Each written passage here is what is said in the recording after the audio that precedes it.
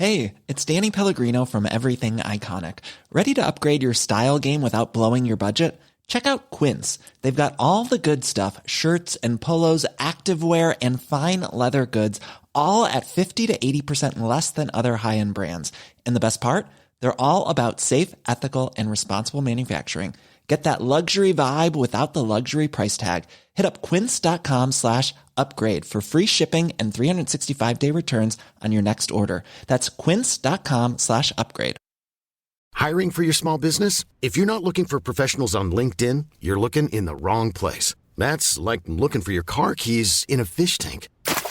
LinkedIn helps you hire professionals you can't find anywhere else, even those who aren't actively searching for a new job but might be open to the perfect role. In a given month, over 70% of LinkedIn users don't even visit other leading job sites. So start looking in the right place. With LinkedIn, you can hire professionals like a professional. Post your free job on linkedin.com/spoken today. Hey, Dave. Yeah, Randy. Since we founded Bombas, we've always said our socks, underwear, and T-shirts are super soft. Any new ideas? Maybe sublimely soft. Or disgustingly cozy. Wait, what? I got it. Bombas. Absurdly comfortable essentials for yourself and for those facing homelessness. Because one purchased equals one donated. Wow, did we just write an ad? Yes. Bombas. Big comfort for everyone. Go to bombas.com/ACAST and use code ACAST for 20% off your first purchase.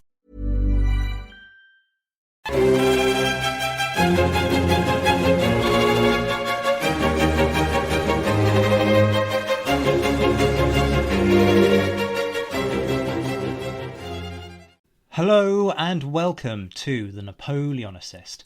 We're back on the usual fortnightly schedule, though if you've listened to the end of the last episode, you'll know that from next year, that'll all be changing for the better. Today, though, I'm going to bring you another piece from me. Earlier this year, I had the privilege of speaking for the Friends of the Lines of Torres Vedras, an organisation that I'm very fond of, which works to preserve and restore the fortifications just north of Lisbon, which played a crucial role in defeating the Third French invasion of Portugal in 1810-11. I'd urge you to take a look at their work. They have a lecture series that they run with high-profile guests, which in the near future will include Gareth Glover, who you will remember from past episodes Myth-Busting Waterloo. You can find them on Twitter @ofvedras. For this episode then, I'm going to bring you a doctored version of my talk for them, entitled Desertion, Despondency and Dastardly Behaviour, Discipline, Command and Control during the Peninsular War Retreats. Despite what you might expect for an organisation that focuses on the fortifications that were pivotal to the campaign from 1810 to 11, I'm going to get to that campaign the long way round, because I want to begin by discussing a peculiar pattern of the Peninsular War. At my very first conference, the 5th Wellington Congress in 2013, Charles Esdale made a point that has stuck with me. It is too easy to see the Peninsular War as a constant march to victory. He was referencing the tendency to perceive the outcome of the conflict as an inevitability, given our perspective with the benefit of hindsight, and to go in search for the keys to that success, overemphasising their prominence despite the fact that there were many points when the British position in the region was at best precarious. You'll be relieved to hear that I'm not about to spend the next hour recounting the course of the war. We can save that for another episode if you really want, but it's worth considering that precarity.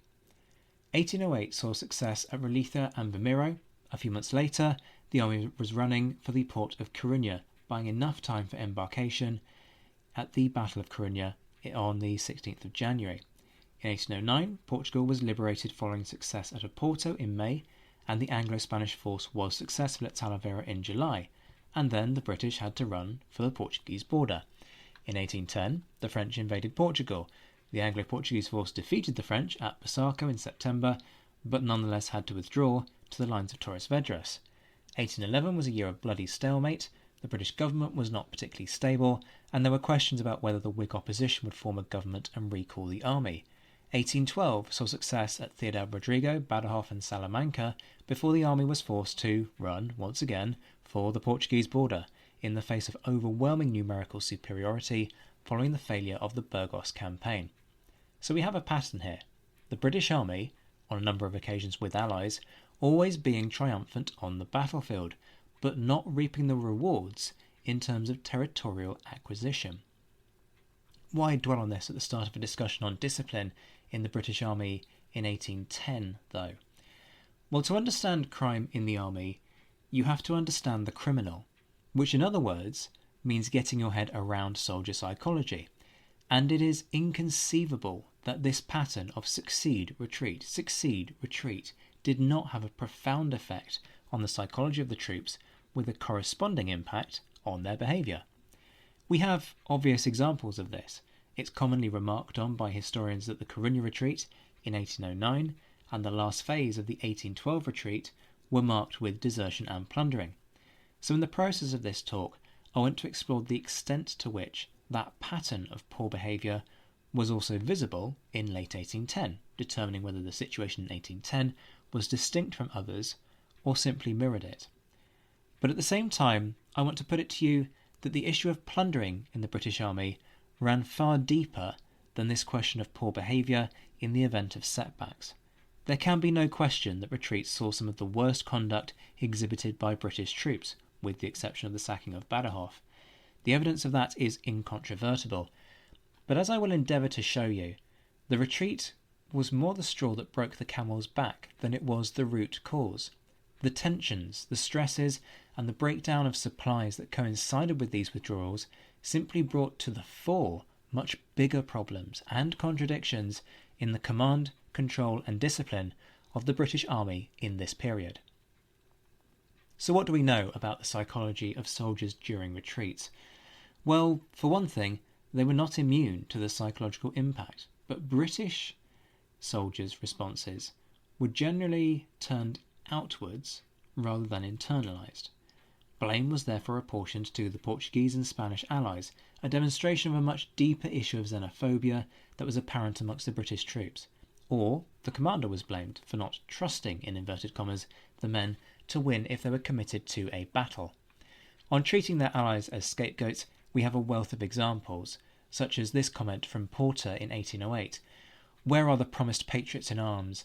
All we expected to meet have made themselves air." And this sentiment continues for a good chunk of the war. Coldstream Guards officer John Mills was echoing that sentiment as late as October 1811. "I think Spain is already conquered, and that the next campaign will show it us. They look upon us with a jealous eye, would rather submit to a French king than to be incorporated with England, as Portugal is." This quote from a soldier of the 71st Regiment captures the sense of wounded distrust particularly well. On the 24th of December, 1808, our headquarters were at Sahagun. Every heart beat with joy. We were all under arms and formed to attack the enemy. Every mouth breathed hope. "We will beat them to pieces and have our ease and enjoy ourselves," said my comrades. I even preferred any short struggle, however severe, to the dreadful way of life we were at this time pursuing. With heavy hearts, we received orders to retire to our quarters. "And won't we be allowed to fight? Sure we'd beat them," said an Irish lad near me. "By St. Patrick, we'd beat them so easy the general means to march us to death and fight them after." You can find similar things on a host of other occasions, particularly in the run-up to the Battle of Salamanca, actually, when the troops and Wellington had to hold their nerve. For the men, the circumstances of the battle didn't seem to matter. Whether it was bravado, an embryonic nationalistic belief in their own superiority, or just supreme self-confidence, there was an undertone of almost suicidal bravery that particularly emerged when troops had to withdraw without a fight. One of the other obvious demonstrations of soldiers' feeling in these moments was, of course, desertion. Desertion was a dangerous game. There was no guarantee of success, and the risks were high.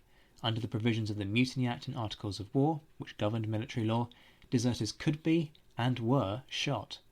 Even if they escaped execution, transportation or flogging was not unusual, and the individual would likely be ostracised by their comrades. As Ed Koss, Ilya Berkovich and Michael Hughes have all shown, soldiers depended on their comrades to help them through the experiences of army life.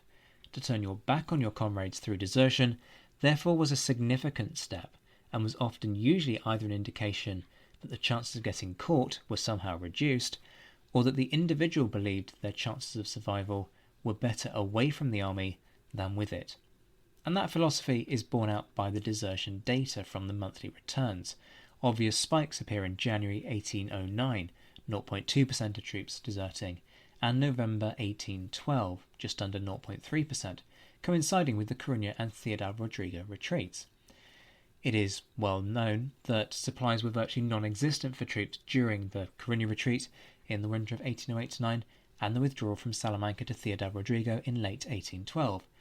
King's German Legion Commissary August Schaumann commented, "The misery of the whole thing was appalling. Huge mountains, intense cold, no houses, no shelter or cover of any kind, no inhabitants, no bread. The road was strewn with dead horses, dead mules, donkeys and dogs, starved and frozen soldiers, women and children.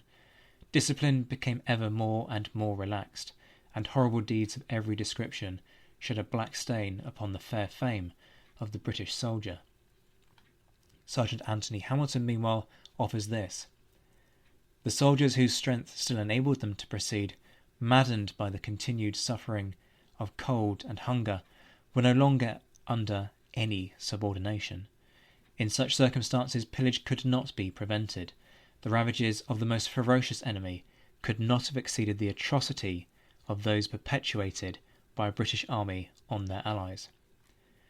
I want to dwell on a particular part of that comment by Hamilton, though. In such circumstances, pillage could not be prevented. Because, on the face of things, none of this is surprising. Soldiers were hungry, they needed to eat or they would starve to death. It was only natural that they would tear houses apart looking for food so that they had the strength to march the next day.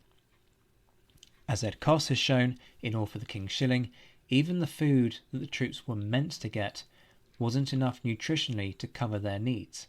When the supplies dried up, the situation was just impossible.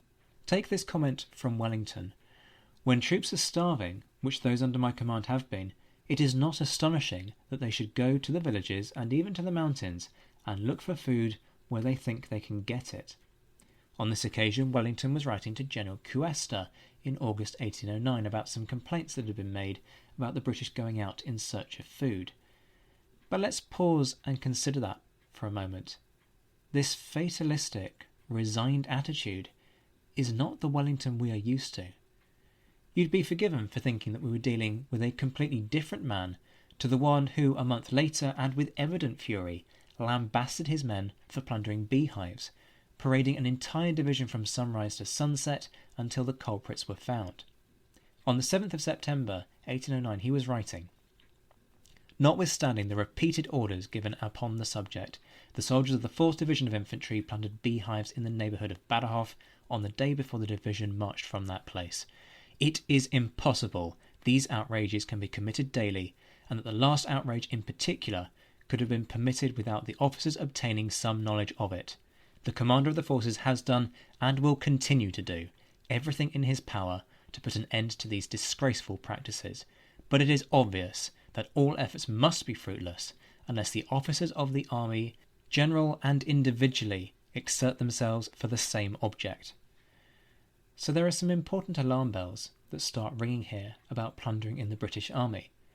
If there were circumstances when a commander as vociferous as Wellington was prepared to take a laissez-faire approach to the problem, just how rigorously was the army disciplined? This issue of plundering runs far deeper than just retreats. If you've ever picked up Edward Costello's memoir, which I would wholeheartedly recommend, or in fact almost any memoir by a member of the rank and file, you'll know that you end up almost tripping over accounts of plundering. Here's a selection from Costello, some of which he participated in, but you will find similar remarks in almost all memoirs. "I must confess that I participated in plunder and received about $26 for my own share." On another occasion, "I came up to some of our party who were doing their best to empty a pigskin of wine they had stolen. Being dreadfully fatigued and thirsty, I had not sufficient restraint upon myself to refuse the invitation held out to me to drink. I happened to be on guard one day when General Crawford came riding in from the front with an orderly dragoon, as was his usual custom, when two of our men, one of them a corporal, came running out of a house with some bread which they had stolen from the Spaniards. So this was a widespread issue. The fact that soldiers were confessing to it in such a candid way demonstrates the extent to which that this was a simple fact of life. And it's worth considering that Costello later found himself serving as an assistant provost marshal, a post that was only given to the steadiest of men.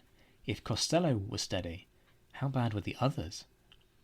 The question then is, how did the officers deal with it? Well, this is where it gets complicated, because some plunder was considered legitimate. Plundering the enemy was deemed acceptable.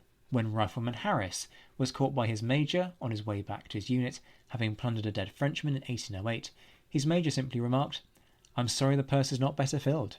Fall in." Plunder for reward was also a fundamental aspect of army life. Soldiers expected it. It's one of the things that motivated them. When William Brown had his pack searched shortly after Vittoria and his plunder confiscated, he was so furious that he vowed, "I had hitherto abhorred the numerous acts of cruel rapacity I had seen perpetrated by our men, but now, grieved and irritated to the highest degree, in that hour I swore never to forego an opportunity of aggrandizement, whether at the expense of friend or foe." So plunder as reward was an accepted phenomenon. In fact, on the morning of Waterloo, according to Lieutenant Richard Cox Ayres, General Adams specifically permitted his men to plunder 3 farmhouses as a reward for fighting hard all night. So this culture of plunder for reward existed at the highest levels. Yet we also know that officers turned a blind eye to plundering. In March 1813, William Wheeler wrote home with a tale of how his commanding officer, Major Roberts, who he claimed elsewhere was very fond of using the cats, that's of nine-tailed whips, dealt with a soldier who sought to disguise himself when robbing an elderly lady of some eggs by shutting one eye. After the woman complained, the unit was paraded, and the civilian was asked to walk up and down the ranks alongside the major, looking for the thief. Upon reaching the culprit, she, and I'm quoting here, made a stop in front of Barnett, the thief, looked steadfastly in his face, and exclaimed, "Jesus, Maria, and Joseph, I never saw 2 more alike. Only the man who stole my eggs was falta una oi, had one eye." The consequence was she was puzzled, and the major was so tickled with the fun, he passed on, and the old woman went away grumbling something about falta una oi. After she was gone, the major gave Barnett some advice, recommending him not to try the trick again, for if he had ordered him to shut one eye, the old woman would have identified him. That whole story puts a completely new slant on the idea of turning a blind eye. So we've established the British troops weren't particularly well behaved at the best of times, and that plenty of officers turned a blind eye to plundering. As a result, we have to say that their behaviour was quite simply made worse by withdrawal, especially without a fight. It wasn't unique, but in the event of a withdrawal, certainly in the absence of supplies, all semblance of order was abandoned when it came to plundering. So how does all of this come together in 1810 and 1811? Well, let's start with the psychological outlook. The army seems to actually have been in a pretty positive frame of mind. Writing in his diary, Army Surgeon Charles Boutflower, who had his finger on the pulse of the army during the period, and often made detailed comments about the different moods in the camp, wrote on the 19th of September, "Certain it is that we never anticipated with so much confidence as at present the entire defeat of the enemy should they dare to attack us." In October, William Waugh remarked, "Nothing can exceed the confidence and spirit of our army, which are very well provided." Wellington seemingly wasn't convinced that this would be the case immediately after Busaco, though, writing in a general order dated 30th of September, in which he thanked the troops, that although the designs of the enemy's movements induced the commander of the forces to withdraw the army from their position, which it was not in the power of the enemy to force, he hopes to be enabled by the discipline and determined bravery of the officers and troops to frustrate his designs and to save this country, for which the British army have been so well treated, from the degrading yoke which is proposed for it. Now that's telling on 2 levels. For one thing, this is Wellington doing the 19th century equivalent of saying, "Stick with it, guys, don't give up now." But the pointed comment that the British army have been so well treated by the Portuguese is a blatant warning to do right by the locals. Wellington no doubt had one eye on the fact that he knew the army was treading familiar ground by retreating after a victory, as it had done at Talavera, but any despondency would have been abated by the fact that the troops were passing through the lines of Torres Vedras a little over a week later, once they'd withdrawn from Busaco, at which point it would have been apparent that they were going to be sticking around for a while. Did the British plunder during the retreat? Without question. Troops were doing so well before the fall of Almeida, with Wellington commenting in general orders on the 4th of June 1810, "The commander of the forces is concerned to be obliged to bring before the troops another example of the consequence of their irregularities, breaches of discipline, and crimes. In order to get liquor, these soldiers form a conspiracy to commit a robbery. In the course of the commission of their crime, one of a greater enormity, a murder, is committed which is soon discovered. If such frequent instances had not occurred of the same circumstances produced by the same course of events, it would not be credible that British soldiers should so far forget their duty as to conspire to commit a robbery on a people they are sent to protect, and by whom they have invariably been well treated." That there were no other comments on the issue in general orders suggests that there were no major incidents requiring his intervention, but with civilians abandoning their homes as part of the evacuation behind the lines, it would be naive to imagine that troops did not take advantage of this to go in search of plunder. Hey, I'm Ryan Reynolds. Recently, I asked Mint Mobile's legal team if big wireless companies are allowed to raise prices due to inflation. They said yes. And then when I asked if raising prices technically violates those onerous 2-year contracts, they said, "What the f*** are you talking about, you insane Hollywood ass?" So to recap, we're cutting the price of Mint Unlimited from $30 a month to just $15 a month. Give it a try at mintmobile.com/switch. $45 up front for 3 months plus taxes and fees. Promo rate for new customers for limited time. Unlimited more than 40 gigabytes per month. Slows full terms at mintmobile.com. When you're ready to pop the question, the last thing you want to do is second-guess the ring. At BlueNile.com, you can design a one-of-a-kind ring with the ease and convenience of shopping online. Choose your diamond and setting. When you find the one, you'll get it delivered right to your door. Go to BlueNile.com and use promo code LISTEN to get $50 off your purchase of $500 or more. That's code LISTEN at BlueNile.com for $50 off your purchase. BlueNile.com, code LISTEN. Even the officers were admitting to being light-fingered. In November 1810, Bakewell admitted, "We discovered a quantity of salt pork, etc., secreted in a well, and in one church we came across a collection of fancy surplices in a large chest of drawers. They shared the same fate as the rest of any property found, and came as useful as nightgowns and cloaks." Whatever the scale of the plundering, very few were brought to trial for it from September to early February. In fact, only 4 were brought to trial. I'm doubtful that this is because men weren't plundering on the scale that we might suspect. It's representative of a pattern that we see across the Peninsular War, where prosecuting these crimes is difficult for a host of reasons, some of which I've already touched on. I want to take a moment whilst we're talking about the suffering of the Portuguese at the hands of the British to consider something of a tangent. There has been some discussion around the number of civilians who died as a result of the French invasion, particularly those who suffered from starvation behind the lines during the winter of 1810 to 11. The suggestion has been made that the responsibility for those deaths lies with the British for forcibly evacuating the population and then failing to make provisions for them, and that the figure of 50,000 dead is therefore one that should be attributed to the British. It's a number that's bandied around a lot. It's a serious accusation, and it should be considered carefully, not dismissed out of hand. But there are issues with the argument. Firstly, the numbers. The numbers are difficult because you need to consult census data, the country was in the midst of an invasion, and it is difficult to determine how many died from starvation and disease caused by the evacuation or from other reasons. Fernando Dorres Costa has suggested that 2,969 individuals in the Diocese of Coimbra were killed by the French, and a further 35,000 died of what he describes as contagion. That's from an estimated population in 1801 of 285,000 people. Now that's just the Diocese of Coimbra. That doesn't cover the area behind the lines.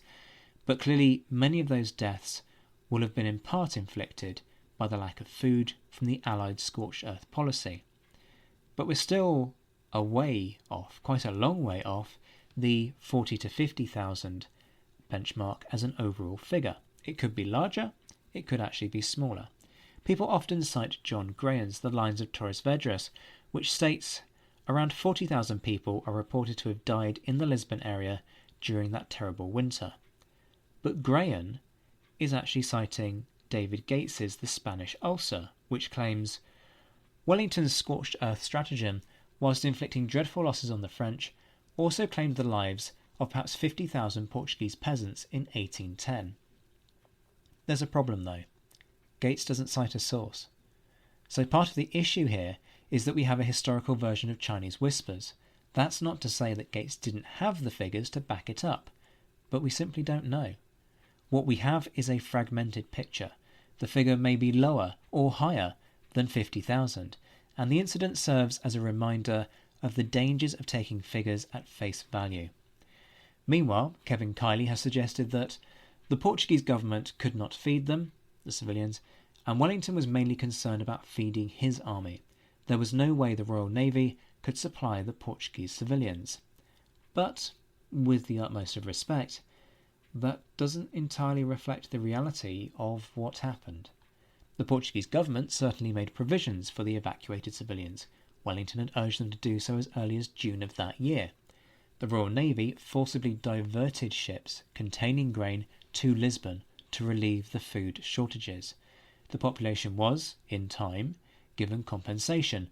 The British government voted to allocate a fund of £100,000 in 1811, which was distributed by July of 1812. That's about 4.6 million in today's money. There were multiple public funds arranged in Britain, including one for £70,000. That's a further £3.2 million. And I'm grateful to Gareth Glover for his help in sourcing the following extract from John Colville's Portrait of a General. It's dated A la Cuenta, 15th of February, 1811.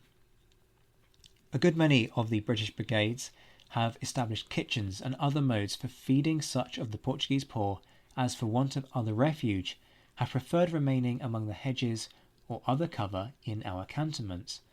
The fund of my own brigade proceeds from the heads, feet, and insides of our fresh beef, with the exception of tongues and heart. Purchases of Indian wheat, corn, and rice by subscription among the officers already gives ample relief to 120 people of all ages, and would do more had we better convenience for cooking. Quite clearly then, the British did as much as could feasibly be done to support the Portuguese through the winter, and this behaviour was in stark contrast to how the French acted in their occupied area.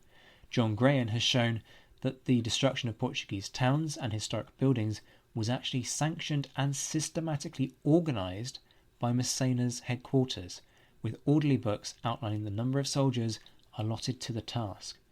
Equally, many here will know of the appalled accounts left by officers of the devastation and murder committed by the French. Robert Ballard Long offered just one example. Mothers were hung up with their children by their sides and fires lighted below them. Men and children, half murdered, thrown upon the burning embers of the houses they had set on fire. Now none of that excuses the conduct of the British soldiers. Nobody can pretend that two wrongs make a right, and you will never hear me saying that the criminal behaviour of British troops should be excused or condoned. But it does demonstrate that what the British offered by evacuating the populace was undoubtedly the lesser of two evils. Setting the treatment of civilians to one side now, I want to look at what the army prosecuted and punished, because this is revealing about wider attitudes towards discipline in the army at this time. Desertion is an obvious starting point, particularly considering what I said earlier about desertion and the psychology of retreat. Certainly men deserted, and in higher proportions than at other times in the campaign, inevitably leading to trials and punishments. In one case, we actually have an account of the end of the process. Private James Mulligan of the 27th Regiment was tried on the 2nd of November 1810 for quitting his post as a sentry and deserting, a crime that he committed on the 24th of October, so he didn't get very far. He was found guilty and sentenced to be shot. Ensign Bakewell had just arrived in the peninsula to join the Inniskillings and witnessed the execution, and a warning, this is a bit graphic. We were ordered to parade upon an adjacent hill to witness the execution. The culprit, under escort, dressed in white from head to foot, now approached us, on ground set as a square, the division forming 3 sides of it. After the solemn procession had marched in slow time along the whole line, Mulligan was left standing in the centre on a pile of earth already dug for his grave. When a priest approached to ask whether he had anything to say that might mitigate his punishment, he answered in the negative. The guard of a dozen or so, rank and file, then marched 20 paces in front of him, and, at the drop of a white handkerchief, discharged a volley. As their muskets had been charged with bolt, his body was mangled in a most shocking manner, one part falling into the grave. Before returning to quarters, the division was then deliberately marched past the corpse to let each soldier see the awful spectacle, which should have been a sufficient deterrent to any other prospective deserters. Looking at the data from the General Court-Martials, you might think that Bakewell was wrong about the deterrent. The general orders for Wellington's army, held in the University of Southampton's Special Collections Department, are actually really useful here because they relate the results of the General Courts-Martial, the most senior military court, for the army, so it leaves no room for confusion about when and where an individual was tried, as is sometimes the case with trial registers. But let's take a look at the details of the trials for the period 1st of June 1810 to the 1st of June 1811. Of the 77 individuals tried at General Court-Martial in that period, facing a total of 106 charges, 42 of those charges were for desertion and another 18 for absence from their unit, a charge which was often, though by no means always, used when desertion was unlikely to be proven or when commanders didn't want to make too harsh an example of the individual. In other words, 56% of those charges were for quitting the unit. So did Wellington's army have a desertion problem then? Oddly, no. When you calculate desertions as a percentage of troops deployed in the region, a few episodes stand out in relative terms. Coruña is one of them, as is October 1812, but so too are the post-Talavera withdrawal in 1809 and the Torres Vedras withdrawal in 1810. But if 1810 stands out, why did I just say that Wellington's army didn't have a desertion problem? Well, the percentages are key here. At its worst, in the period covered by the data that I've amassed, desertions amounted to 0.28% of the troops deployed in the region. The rate in November 1810 was 0.15%, but that was the worst rate since the Coruña retreat, so the discontent was real. Why so much emphasis on desertion by the military courts during this period then? Well, the answer is simple. This isn't that unusual. The hugely disproportionate response is the MO for the British military courts. Over the course of my PhD research, I've put together details of almost 9,500 cases tried by the British Army between 1808 and 1818. In the two most senior tiers of military court, the General Courts-Martial and the General Regimental Courts-Martial, which was created in 1812, desertion trials made up 49% of court business. In other words, desertion was far and away the most tried crime in the British Army. The next most common category of charge, property offences, doesn't even come close. It's 14% for that type of crime. That said, the 56% of trials for desertion or absence in the peninsula was well above the average for General Courts-Martial in 1810 and 11. When you consider the entire army, those types of crime made up 1/3 of court business. Again, why? Why this disparity? Well, it's a reflection of how the military justice system operated. It was bespoke to the army's needs at any given point in time, and individual to the officers bringing cases forwards. The officer apprehending a soldier upon committing a crime was the one who helped to frame the charge by outlining the offence. Wellington couldn't afford to be losing men to desertion, so when deserters were caught, he was keen for them to be tried, and that was reflected in the treatment of the deserters tried. None of the deserters found guilty during this part of the campaign was spared their punishments. And that set a culture that desertion was not to be tolerated and would be punished harshly. This therefore meant that officers had a choice. They could see the man tried and potentially sentenced to death, or they could soften the punishment by claiming that the individual was absent and so would face a lesser sentence if found guilty. There is ample evidence of officers taking that course of action, which we don't have time for within the context of this episode. But essentially the takeaway from this is that desertion was the no-nonsense crime. And I'd argue that that's a reflection of the environment. On garrison duty, the consequences of passing off a few days of absence as being AWOL were obviously far less serious than in an active theatre of operations. Let's return to some of the other stats that arise from the 1810 to 11 data though. Theft and plunder trial data is comparatively much closer to the average of the period as a whole, so 19% of trials in 1810 to 11 compared to 14% across the army more generally. Again, I would argue that this difference is a reflection of regional needs. We all know that Wellington could not afford for his soldiers plundering to go unpunished when they were caught. A failure to treat the matter seriously would alienate the locals, and so this higher prosecution rate reflected that need, and Wellington's commitment to following through on the threat to prosecute and punish harshly, which he had made repeatedly in general orders. He had to put his money where his mouth was. In terms of other crimes, well, murder, the rates are entirely consistent. 4.7% of cases in Wellington's army for 1810 to 11, compared to an average of 4.4%. One of those 5 who were charged involved a drummer killing a fellow drummer. The others were murders of civilians.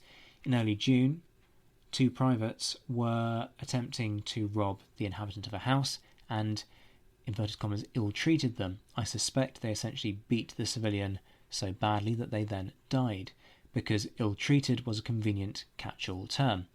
A bit like absence, it could mean many things. The other murder trial, again, involved 2 privates, and was a case of attempted murder as they robbed a Portuguese civilian in August of 1810. In all the cases of murder, attempted or otherwise, all were found guilty, all hanged, and none received a pardon.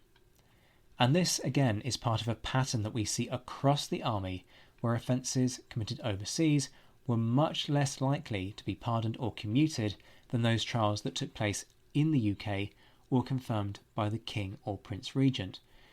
British military law was bespoke to the needs on the ground. That flexibility was its strength, allowing it to be applied to the specific circumstances the force found itself in. But that doesn't mean that the system was capricious or arbitrary, as Roger Norman Buckley has argued. The fact that a much more lenient approach was the norm in the UK speaks volumes. If military law was being applied more strictly in a war zone, that in itself demonstrates that this strict application was the exception rather than the norm. Military law was discretionary in nature, flexible enough to be applied to the needs of the army at any given point in time, but it was also a system that was manipulated by those who engaged with it. The men knew that the boundaries on plunder were blurred and made the most of it when they could, accepting the consequences if they were caught, but in turn trusting that their officers would themselves employ discretion. Officers faced a tough choice: discipline the men too harshly and the unit's morale would be damaged, be too lax and the men would run amok, committing crimes of such enormity that they could not be managed any other way than harshly, and they themselves could be charged with a failure to do their duty. So the case study of 1810 to 11, more than anything else, exposes the fragile nature of command, psychology and criminality in the British Army during the Napoleonic era. From questions about whether the men could reconcile strategic necessity with their own supreme self-belief, to officers trying to strike a delicate balance between maintaining morale and instilling discipline, it is clear that there were no perfect answers to the question of effective command and control. That the British were able to maintain their presence in the Iberian Peninsula, generally achieve a relatively harmonious relationship with the local population, and consistently defeat the French, is a testament to the ability of the entire disciplinary system to adapt. British military law worked precisely because it enabled the army to fulfil its most basic function, to win. If it hadn't, the course of history might have been very different. That's it for this episode. Remember to like and subscribe. If you enjoyed the podcast, do leave a review on Apple Podcasts. And if you have friends who might enjoy the show, please do pass the word on. If you'd like to support the Napoleon Assist as I gear up to producing a minimum of 3 shows a month in the new year, you can leave a one-off tip via Ko-fi or become a regular supporter via Patreon. The links are in the description. Thank you all for what you are doing to support the show in whatever form it takes, and a particular shout out to my Patreon supporters, my Emperor level patrons Mark Stoos and JC Kaiser, my Commander patrons Ger Brown, Jane Davis, Marcus Cribb, Matt Bone, Bob Burnham, Stephen Gillen and Zach Golby, and my mentioned in Dispatches patrons Alexandra Leon, Beatrice de Graaf, Brendan Teeling, Colin Fieldhouse, Ed Koss, an anonymous Canadian, Gareth Copeland, Jeff Maple, Indiana Fats, James Bevan, Jim Deary, Jim Getz, John Haynes, Josh Keeney, Lucy Tatner, Lynn Dawson, Mark Dewhurst, Rob Griffith, Roy Muir, Ross Flowers, Ryan Diamond and Stephen Colson. Join me in a fortnight when I'll be speaking to Sam Jolly about the women who marched, fought and died with the armies of many nations during the Napoleonic Wars. Until then, I'm Zach White. This has been the Napoleon Assist. Take care of yourselves, my friends. Stay well, stay safe, and as always, thank you for listening.